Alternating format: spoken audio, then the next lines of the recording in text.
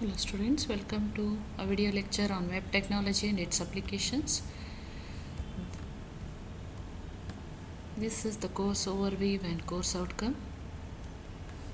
In the last class we have seen about how to declare variables, how to assign the values to them, how to write a user defined function, various types of variables, that is there is no concept of global variables, local variables over there. Now we'll look into how to display some output to on the screen to the user. So one of the way is by using alert function. It makes the browser to show a pop-up box or a dialog box with a message being displayed. For example, if you use a built-in function, this is a built-in function alert, and if you are passing a string as good morning, this will create a dialog box or a pop-up window on your screen. This message is displayed within that window.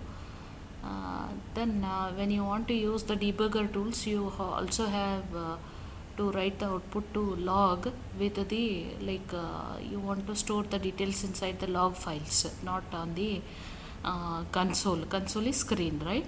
So then you can make use of console.log also in order to store the message into that. This is the example about how output is displayed on the screen using alert. So this particular function alert is defined inside the window object. As I told you, it is an object oriented language, but it is not supporting you to define your own class. Rather, it has a set of predefined objects that you can make use. So it is defined inside a window object, which is a built-in object.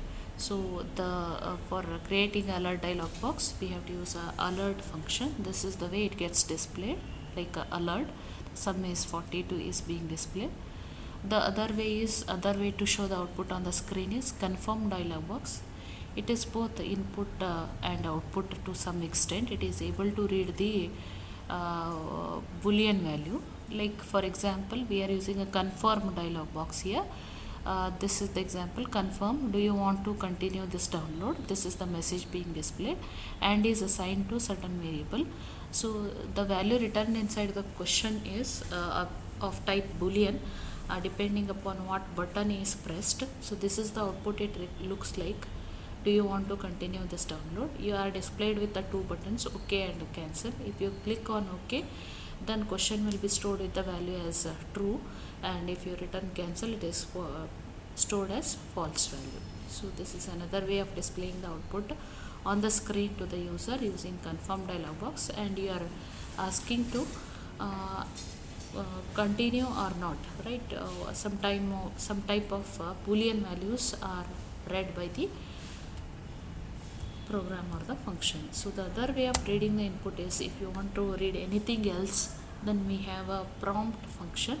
It again opens a dialog box, displays a message along with a text box and two buttons.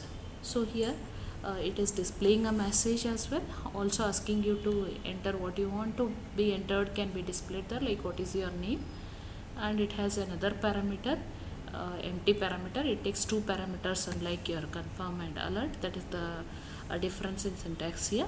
Then that message is displayed here, you can observe in this output. Then whatever the user wants to give the input, he has to give and press an OK button. If you want to cancel, you also have a provision to cancel it. If you assign it to certain variable, like say where in equal to prompt if I do, in variable will be storing the value whatever we type in the text box, right? If you press on cancel button, it is returning false. It is stored with the value of false inside that. Yeah, so we have seen input and output methods. There are three ways. One is alert, it is like this. Then next one is confirm. Then in order to input and show the message on input, you have a prompt function to display a dialog box kind of input reading way. Then we will go for JavaScript objects. As I said, we have seen one of the objects so far, that is window object. So that is responsible for creating the window like what do you say, outputs you might have observed: alert, confirm, prompt. These all are creating another window on the browser, right? So that's why they are all defined by the window object. So it is not full-fledged object-oriented programming language. So as I said, it is not supporting the what do you say, classes, but objects can have constructors, properties, and methods associated with them. These There are objects that are included in the JavaScript language. You can also define your own kind of objects. It is not giving you a provision to define your own classes, but you can define your own objects. So let us look into constructor. So you have studied constructor probably in third or fourth semester. It is one of the way to create a new object also, isn't it? So the constructors are used here to create the new object. The way is syntax is almost similar to what we do with the Java, right? Variable var is fixed here also. This is the object name. Some object equal to new operator is used, and say what kind of object you would like to create. If you want to pass any parameters to the constructor, that you can pass as well, right? For some classes, shortcut constructors are also defined. Like for string class, you can directly assign the what value that itself is converted into a string variable or string object based on the way you use, because it is a dynamically typed language. So the initially, if it has taken it as a string variable, later you can make use of it as a string object also.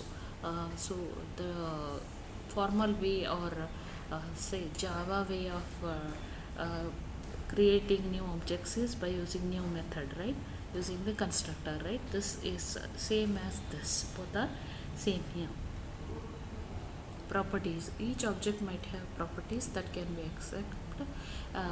accessed depending on its definition, whether it is a private, protected, or public.